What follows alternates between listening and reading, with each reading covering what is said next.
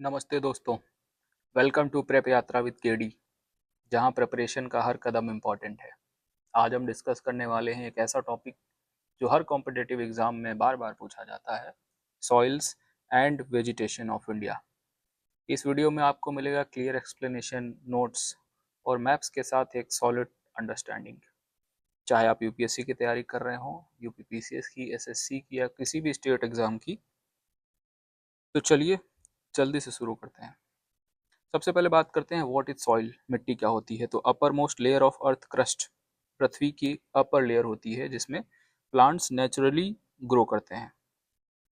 ठीक है, पृथ्वी के आवरण की ऊपरी परत जिसमें मिनरल पार्टिकल्स, खनिज कण, कार्बनिक पदार्थ, ऑर्गेनिक मैटर, है ना, जल, वायु और लिविंग ऑर्गेनिज्म शामिल होते हैं। ठीक है, बात करें भारत में कितने प्रकार की मिट्टियां पाई जाती हैं, तो भारत में मुख्य रूप से 6 प्रकार की मिट्टियां पाई जाती हैं। पहली मिट्टी एलुवियल सॉइल है, जलोढ़ मिट्टी या दोमट मिट्टी, ब्लैक सॉइल या रेगुर मिट्टी, red and yellow soil, laterite soil, arid soil होती है मरुस्थलीय मिट्टी, और माउंटेन या फिर फॉरेस्ट सॉइल। 6 प्रकार की मिट्टियां। ये एक मैप है, सॉइल का जो मैप है इंडिया का, ये देखते हैं अगर दोस्तों। इस मैप में अलग अलग मिट्टियां ब्लैक एंड व्हाइट पैटर्न के साथ में आपको दिख रही होंगी। एलुवियल सॉइल की बात करें तो ये सबसे वाइड स्प्रेड मिट्टी है, ये वाली। नॉर्थ इंडिया के प्लेन्स में पंजाब से लेकर के यूपी, बिहार, वेस्ट बंगाल और असम तक ये फैली हुई है। ब्लैक सॉइल की बात करें तो डेक्कन प्लेटू के इस रीजन में मिलती है, महाराष्ट्र, गुजरात और एमपी में कॉटन कल्टीवेशन के लिए बेस्ट होती है। रेड एंड येलो सॉइल की बात करें तो देखिए, ये पेनिनसुलर जो रीजन है, ये वाला उड़ीसा, छत्तीसगढ़, कर्नाटका, तमिलनाडु में मिलती है। लेटराइट सॉइल की बात करें तो वेस्टर्न घाट्स वाला जो ये एरिया है, और ईस्टर्न कोस्टल एरियाज में यहाँ पे आप देख सकते हैं, यहाँ पर हाई रेनफॉल वाले जो भी जोन्स हैं, यहाँ पर लैटराइट सॉइल पाई जाती है। एरिड सॉइल की बात करें तो राजस्थान के वेस्टर्न रीजन में, जहाँ मरुस्थल यानी डेजर्ट सॉइल यहाँ पे पाई जाती है। और माउंटेन सॉइल की बात करें तो हिमालयन हिल एरियाज में, जहाँ फॉरेस्ट और स्पाइसेस ग्रो करते हैं। अब थोड़ा डिटेल में समझते हैं। एलुवियल सॉइल की बात करें तो 43% ऑफ इंडिया के लैंड में पाई जाती है। नॉर्दर्न प्लेन्स में, जो उत्तरी मैदानी जो भाग है भारतीय फिजिकल ज्योग्राफी की बात करें तो नॉर्दर्न प्लेन्स में पाई जाती है, और रिवर डेल्टा के एरियाज में पाई जाती है। पेरेंट मटेरियल की बात करें तो रिवर के डिपॉजिट से मिलकर के बनी होती है ना। सबसे मुख्य बात आपको याद रखनी है कि 43% क्षेत्र में है, बहुत बड़े क्षेत्र में पाई जाती है, उत्तरी मैदानों में पाई जाती है, और रिवर डेल्टास के एरियाज में पाई जाती है, गंगा और ब्रह्मपुत्र नदियों के मैदानों में पाई जाती है। और सबसे इंपॉर्टेंट बात है, हाई फर्टाइल जो है ये मिट्टी होती है। इसमें ह्यूमस पाया जाता है, पोटास और लाइम पाया जाता है। किसी भी मिट्टी में अगर कोई उपजाऊ नहीं होती है तो इसमें लाइम मिला करके उसको उपजाऊ बनाया जाता है, तो इसमें लाइम नेचुरली पाया जाता है। ह्यूमस कंटेंट भी काफ़ी पाया जाता है, जिसकी वजह से हाईली फर्टाइल होती है। टेक्सचर की बात करें तो ये जो है रेतीली होती है मिट्टी, बालूदार होती है, सैंडी होती है, और इसका पीएच 6.5 से 7.5 होता है। ठीक है, तो 2 प्रकार की एलुवियल मिट्टी पाई जाती है, एक है खादर और एक है भंगार। तो जो खादर है वो फ्लड प्लेन में पाई जाती है, जो नदी बहती है, नदी के जो दोनों साइड वाला जो फ्लड प्लेन है, उसमें जो खादर मिट्टी पाई जाती है। और भंगार जो होती है ओल्ड अपलैंड होती है। इसके इमीडिएट बाद वाली जो ऊपरी ऊपरी थोड़ा सा एलिवेटेड हिस्से में जो पाई जाती है वो होती है भंगार। और क्रॉप्स की बात करें तो इसमें चावल, गेहूं, गन्ना और दालें मुख्य रूप से उगाई जाती हैं। बात करें ब्लैक सॉइल की तो इसको रेगुर मिट्टी भी कहते हैं, इसको। 20% एरिया में पाई जाती है। डेक्कन प्लेटू में मिलती है, महाराष्ट्र, एमपी, गुजरात में। और इसको किंग सॉइल भी कहते हैं। किंग सॉइल आप देखेंगे यहाँ पर, किंग सॉइल क्यों कहते हैं, क्योंकि सबसे ज़्यादा यहाँ पे कॉटन उगता है। कॉटन सॉइल भी इसीलिए इसको कहते हैं। कॉटन क्या होता है, कॉटन को किंग ऑफ फाइबर्स बोला जाता है, इसलिए इसको किंग सॉइल भी कहते हैं, कि राजा लोग तो फाइबर से बने हुए कपड़े पहनते हैं, इसलिए किंग सॉइल भी कहते हैं। और मॉइस्चर को ये होल्ड करती है, सबसे बड़ी बात है, हाई मॉइस्चर रिटेंशन होता है इसमें। सेल्फ प्लाउइंग इसलिए कहते हैं क्योंकि जब ये मिट्टी सूखती है तो इसमें क्रैक्स बन जाते हैं, है ना, तो इसलिए इसको सेल्फ प्लाउइंग कहते हैं। प्लाउ मतलब जोतना होता है ना, खेत को जोतते हैं, तो इसको जोतने की आवश्यकता नहीं है, सेल्फ प्लाउइंग होती है। हालांकि जोतते हैं, बट सेल्फ प्लाउइंग इसका एक कैरेक्टरिस्टिक है ना। ड्राई होती है तो क्रैक्स डेवलप हो जाते हैं। और नमी बरकरार रखने वाली मिट्टी है, हाई मॉइस्चर रिटेंशन कैपेसिटी होती है इसकी। ठीक है, और ये बनती कैसे, लावा फ्लो होने से जो चट्टान बनती है उसको बेसाल्ट चट्टान कहते हैं। उन चट्टानों से बनी है ये पेरेंट मटेरियल, इसके ये है लावा वाले जो चट्टान है, बेसाल्टिक चट्टान। ठीक है, टेक्सचर और पीएच की बात करें तो ये चिकनी होती है और इसका पीएच 6 से 8 होता है। और कैल्शियम में, आयरन में, मैग्नीशियम में रिच होती है और नाइट्रोजन और फास्फोरस में ये लो होती है ना। तो ये क्वेश्चन, इस तरह का क्वेश्चन भी पूछते हैं, नाइट्रोजन और फास्फोरस ब्लैक सॉइल मिट्टी में ज़्यादा होता है या कम होता है, इस पे भी क्वेश्चन पूछ सकते हैं ना। एरियाज पे क्वेश्चन पूछते हैं कि कौन से स्टेट में कौन सी मिट्टी पाई जाती है, और दूसरा क्रॉप्स पे क्वेश्चन पूछते हैं कि कॉटन कौन सी मिट्टी में उगता है ना। इसमें ग्राउंडनट और सोरगुम भी उगता है, ज्वार और मूंगफली। ठीक है, इसके बाद बात करें रेड एंड येलो सॉइल की, लाल और पीली मिट्टी की, तो उड़ीसा, छत्तीसगढ़ और तमिलनाडु में पाई जाती है। ठीक है, लाल मिट्टी क्यों बोलते हैं इसको, क्योंकि इसमें जो है फेरिक ऑक्साइड पाया जाता है, आयरन के ऑक्साइड पाए जाते हैं, जिसकी वजह से इसका कलर लाल होता है। ठीक है, 18% ऑफ इंडिया के एरिया में पाई जाती है। जो पेनिनसुलर रीजन है, प्रायद्वीपीय भाग है जो भारत का, उड़ीसा, छत्तीसगढ़, तमिलनाडु वाला, वहाँ पे पाई जाती है। मेटामॉर्फिक रॉक्स और क्रिस्टलिन रॉक्स की वेदरिंग से ये मिट्टी बनती है। मतलब वेदरिंग मतलब कि जो एलिमेंट्स होते हैं, जैसे कि एयर हो गया, विंड हो गई, रेन हो गई, वो जब इन रॉक्स पे पड़ती हैं तो इसकी वजह से धीरे धीरे करके ये मिट्टी क्रिएट होती है। टेक्सचर की बात करें तो सैंडी लोम होती है, रेतीली होती है, और पीएच इसका 5.5 टू 6.8 होता है। और मेजर क्रॉप्स की बात करें तो ये इसमें उगते हैं millets, pulses, cotton and groundnut, बाजरा और दालें मुख्य रूप से उगती हैं, मूंगफली और कपास भी उगती है। और इसमें नाइट्रोजन और ह्यूमस कम मात्रा में पाया जाता है, ये आपको याद रखना है, नाइट्रोजन और ह्यूमस कम मात्रा में पाया जाता है। पोटाश मॉडरेट होता है, मीडियम लेवल में पाया जाता है। ठीक है, अगली मिट्टी की बात करें तो लैटराइट मिट्टी। लैटराइट मिट्टी सिर्फ 5% एरिया में पाई जाती है, लेकिन पाई कहाँ पे जाती है, हाई रेनफॉल वाले जो एरियाज हैं और हाई टेम्परेचर वाले जो जोन्स हैं, जैसे कि वेस्टर्न घाट हो गया, असम हो गया है ना, उड़ीसा हो गया, यहाँ पे पाई जाती है। भारी बारिश वाले इलाकों में मिट्टी पाई जाती है। चाय और कॉफी के लिए सबसे ज़्यादा उपयोगी है ना। ये बनती है किससे, ग्रेनाइट और जेनेसिस जो लीच्ड रॉक होती हैं उनसे बनती है। और इसका पीएच सबसे कम होता है, 4.5 टू 5.5 इसका पीएच होता है। और टेक्सचर इसका कोर्स होता है, मोटी मोटी दानेदार होती है ना। और की फीचर्स की बात करें अगर, इसमें आयरन कंटेंट और आयरन और एल्यूमिनियम के जो ऑक्साइड होते हैं वो ज़्यादा मात्रा में पाए जाते हैं, है ना। और ये जब एक्सपोज होती है वेदर में तो ये हार्ड क्रस्ट, कठोर परत बना लेती है। ठीक है, मेजर क्रॉप्स आपको याद रखनी है, टी, कॉफ़ी या फिर कैश्यू नट्स, और रबर भी इसमें उगती है, रबर, चाय, कॉफ़ी और काजू, ये उगती है कहाँ पे, लेटराइट सॉइल में। 5% एरिया है, हाई रेनफॉल और हाई टेम्परेचर वाले जोन्स में पाई जाती है, वेस्टर्न घाट्स, आसाम वाले एरिया में। ठीक है, इसके बाद बात करें डेजर्ट सॉइल की, तो मरुस्थलीय मिट्टी की। राजस्थान का जो थार डेजर्ट है वहाँ पे जो मिट्टी है वो कौन सी मिट्टी है, वो डेजर्ट सॉइल है या फिर एरिड सॉइल। एरिड क्यों बोलते हैं, शुष्क या फिर सिर्फ शुष्क मिट्टी बोलते हैं, 3% आप मान लीजिए, है ना। इंडिया के एरिया में थार मरुस्थल में मिट्टी सूखी और रेतीली होती है, इसमें पानी कम रहता है, भाई पानी कम इसलिए तो डेजर्ट है। पेरेंट मटेरियल क्या है, जो वायु प्रवाहित रेत होती है उससे बनती है, विंड ब्लोन सैंड से बनती है। इसका पीएच काफ़ी ज़्यादा होता है, 7.5 से 8.5 होता है। फीचर्स की बात करें तो ऑर्गेनिक मैटर बहुत कम होता है, क्योंकि पानी नहीं है तो कहाँ से आएगा ऑर्गेनिक मैटर, है ना। और सॉल्ट मात्रा ज़्यादा होती है सॉल्ट की, तो इसलिए इसका जो नेचर है वो एल्कलिन है, क्षारी क्षारी है ना। और क्रॉप्स की बात करें तो इसमें बाजरा और दालें दालें आप उगा सकते हैं विद इरीगेशन, सिंचाई के माध्यम से, है ना। अदरवाइज बाजरा मुख्य इसकी जो है फसल है। माउंटेन या फिर पर्वतीय मिट्टी की बात करें, फॉरेस्ट सॉइल भी बोलते हैं इसको, इसका भी एरिया उतना ही है, 3%, लेकिन ये पाई कहाँ पे जाती है, हिमालयन और हिल रीजन्स में पाई जाती है। यहाँ पे ह्यूमस जो कंटेंट है वो ज़्यादा पाया जाता है, ह्यूमस, इसलिए फॉरेस्ट वेजिटेशन और स्पाइसेस यहाँ पे ग्रो करते हैं ना, फॉरेस्ट वेजिटेशन इसलिए यहाँ पे ग्रो करते हैं। और इसका टेक्सचर जो है सैलो होता है, मतलब पतली होती है, और पीएच इसका 5 टू 6.5 है। लकड़ी, फल और मसालों के लिए उपयुक्त है ना। फल आप याद रखें, जैसे संतरे हो गए, सेब वगैरह होते हैं तो पहाड़ी इलाकों में पाए जाते हैं। और इसके बाद एक बार फिर से दोबारा से मैप देख लेते हैं।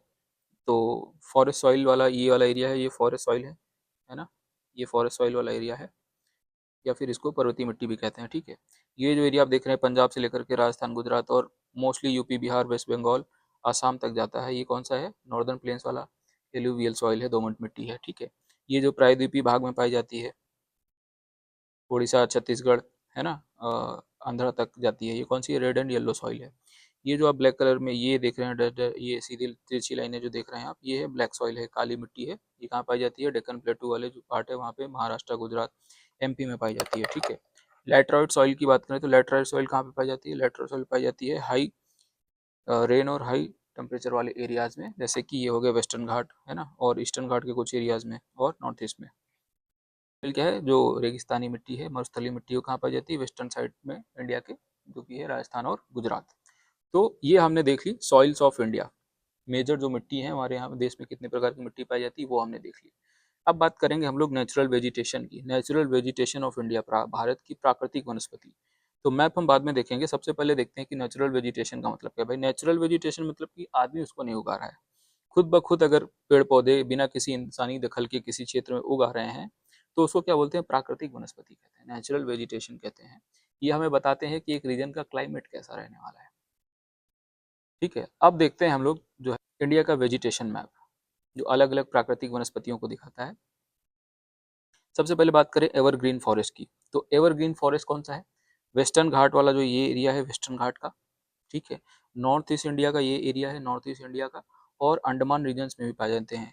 इनकी खास बात क्या है? ये हमेशा ग्रीन रहते हैं, ठीक है। इसके बाद बात करें डेसिडुअस फॉरेस्ट की, डेसिडुअस फॉरेस्ट क्या है?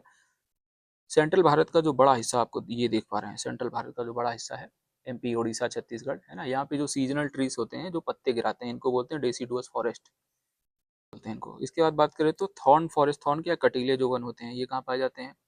राजस्थान और गुजरात के ड्राई जोन्स में मिलते हैं, जहाँ पर एकासिया और कैक्टस जैसे पेड़ मिलते हैं, ठीक है। इसके बाद बात करें माउंटेन फॉरेस्ट की, माउंटेन क्या है? जो हिमालय में हाइट के हिसाब से, हिमालय में हाइट के हिसाब से वेजिटेशन चेंज होता है। यहाँ पे ओक हो गया और देवदार हो गया, इस तरह के जो है पेड़ पाए जाते हैं, है ना। और यही हिमालयन रीजन में भी अगर ऑल्टीट्यूड जो है आपका 3000 मीटर से ऊपर चला जाए तो वहाँ पर अल्पाइन वेजिटेशन, उसको बोलते हैं अल्पाइन वेजिटेशन, है ना, यही पहाड़ी इलाकों में ही पाया जाता है, ठीक है।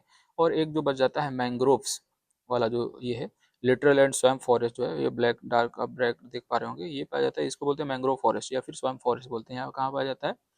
समुद्री तट वाले इलाकों में, मोस्टली सुंदरबन, सुंदरबन वाला जो एरिया है, या फिर उड़ीसा में या आंध्रा के आसपास, है ना, और कुछ गुजरात के आसपास भी है, यहाँ पर भी पाया जाता है। अब थोड़ा डिटेल में देखते हैं। सबसे पहले बात करते हैं ट्रॉपिकल, ट्रॉपिकल एवरग्रीन फॉरेस्ट की, हिंदी में कहते हैं उष्ण कटिबंधीय सदाबहार वन। इसका डिस्ट्रीब्यूशन क्या है? अंडमान और निकोबार में पाए जाते हैं, वेस्टर्न घाट में पाए जाते हैं, नॉर्थ ईस्ट इंडिया में पाए जाते हैं, है ना। इसकी खास बात ये कहाँ पे पाए जाएंगे? जहाँ पे 200 सेंटीमीटर से ज़्यादा एक साल में बारिश होती है, वहाँ पे पाए जाते हैं, ठीक है। और मल्टी लेयर्ड होती है, इसमें जो कैनोपी होती है ट्रीज की, एक के ऊपर एक, एक के ऊपर एक, बहुत परतों में पाए जाते हैं, और इनमें एलिवेशन बहुत ज़्यादा होते हैं, 60-60 मीटर की ऊंचाई तक के पेड़ पाए जाते हैं। और इनके मुख्य पेड़ कौन कौन से हैं? एबनी है, महोगनी है, और शीशम है, और बांस है ना, रोजवुड बोलते हैं शीशम को, और बेम्बू है, महोगनी है, और एबनी है, ठीक है। 4% इंडिया का जो सारे वन है, जो फॉरेस्ट है, उसमें 4% जो पार्ट है वो एवरग्रीन फॉरेस्ट का है, ठीक है। और भारी हरे भरे हमेशा रहते हैं, हमेशा हरे भरे रहेंगे, भारी वर्षा वाले क्षेत्रों में पाए जाएंगे। दूसरे नंबर पे आते हैं ट्रॉपिकल डेसिडुअस फॉरेस्ट, उष्णकटिबंधीय पतझड़ी वन। पतझड़ी इसलिए क्यों बोलते हैं? क्योंकि ये जो है अपने पत्ते गिरा देते हैं, ठीक है। सबसे ज़्यादा स्प्रेड इन्हीं का है, 40% जो स्प्रेड है इंडिया में, वो सबसे ज़्यादा लार्जेस्ट फॉरेस्ट टाइप है भारत के जंगलों में। 40% सबसे ज़्यादा फैलाव इसी वन का है। ये पेड़ पत्ते गिरा देते हैं, जो मैंने बताया आपको, पतझड़ी होते हैं, डेसिडुअस इसलिए बोलते हैं। दो प्रकार के होते हैं बेसिकली, मॉइस्ट डेसिडुअस और ड्राई। मॉइस्ट मतलब जहाँ पे थोड़ा सा नमी रहती है, और ड्राई मतलब शुष्क एकदम, है ना। तो जहाँ पे रेनफॉल है, एनुअल रेनफॉल अगर 100 से 200 सेंटीमीटर के बीच में रहता है तो इसको बोलते हैं मॉइस्ट डेसिडुअस, नम पतझड़ी, है ना। और अगर 70 से 100 सेंटीमीटर रेनफॉल रहता है एनुअल, तो उसको बोलते हैं ड्राई डेसिडुअस, शुष्क पतझड़ी, है ना। और इसमें जो है सॉल और टीक, टीक और सागवान एक मुख्य पेड़ है, ठीक है। डिस्ट्रीब्यूशन सेंट्रल इंडिया में है, मध्य प्रदेश, छत्तीसगढ़, उड़ीसा में मुख्य रूप से पाए जाते हैं। फॉरेस्ट एरिया का 40% भाग कौन सा है? ट्रॉपिकल डेसिडुअस फॉरेस्ट है, ठीक है। अब इसके बाद बात करें थॉर्न फॉरेस्ट और स्क्रब्स की, तो राजस्थान और गुजरात जैसे ड्राई जो एरियाज हैं वहाँ पे पाए जाते हैं। वर्षा रेनफॉल 70 सेंटीमीटर से कम होती है ना। वेजिटेशन ड्रॉट रेजिस्टेंस स्क्रब्स जो होती हैं, अकासिया, यूफोबिया, है ना, बबूल और सहजन जैसे पेड़ पाए जाते हैं, ठीक है। हरियाणा और साउथ पंजाब में भी पाए जाते हैं, ठीक है। जहाँ पे सूखे क्षेत्र हैं, जहाँ पे पानी कम रहता है, ऐसी जगहों पर ये पाए जाते हैं। इसके बाद बात करें माउंटेन फॉरेस्ट की, पहाड़ी पहाड़ी वनों की, तो ये कहाँ पे पाए जाते हैं? ये भी दो तरीके के होते हैं, एक मॉइस्ट टेम्परेट, एक ड्राई टेम्परेट। टेम्परेट क्यों बोल रहे हैं? क्योंकि इसका ऑल्टीट्यूड जो है 23.5 डिग्री नॉर्थ से ऊपर चले गए, इस एल्टीट्यूड में पाए जाते हैं, तो ये टेम्परेट जोन आ गया। तो टेम्परेट जोन में आ गया तो दो प्रकार के होते हैं, मॉइस्ट एंड ड्राई। मॉइस्ट कौन से हैं? जो 150 से 200 सेंटीमीटर एनुअल रेन होती है जहाँ पे, और जहाँ पे 100 से 150 सेंटीमीटर ही रेन होती है उसको बोलते हैं ड्राई टेम्परेट, है ना। इसमें जो मेन जो मुख्य पेड़ हैं वो कौन कौन से हैं, ओक है, चेस्टनट है ना, कस्तूरी बोलते हैं चेस्टनट को, ब्लू पाइन है और देवदार। देवदार कौन सा है, ड्राई ड्राई टेम्परेट है, ठीक है। और ऑल्टीट्यूड क्या है, 1000 से 3000 मीटर हिमालयस में जो अगर अल्टीट्यूड है तो वहाँ पे ये माउंटेन या टेम्परेट फॉरेस्ट पाए जाते हैं, ठीक है। जैसे जैसे ऊंचाई बढ़ती है तो इनकी वनस्पति भी बदलती रहती है। इसके बाद बात करें अल्पाइन वेजिटेशन, तो अल्पाइन वनस्पति कहाँ पे पाई जाती है, जहाँ पे अल्टीट्यूड आपका 3000 मीटर से ज़्यादा हो जाता है अगर हिमालयन रीजन में, तो उसको अल्पाइन वनस्पति बोलते हैं। और इसमें मेन जो प्लांट्स हैं वो कौन से हैं, मोसेस हो गया, लिचेंस हो गया, अल्पाइन ग्रासेस हो गया, है ना, ऊंची घासें हो गया, लाइकेन या लिचेन जो भी बोले। और ये जो आखिरी आपके बचते हैं लिटरल और एंड स्वैम्प फॉरेस्ट, इनको मैंग्रोव फॉरेस्ट भी कहते हैं।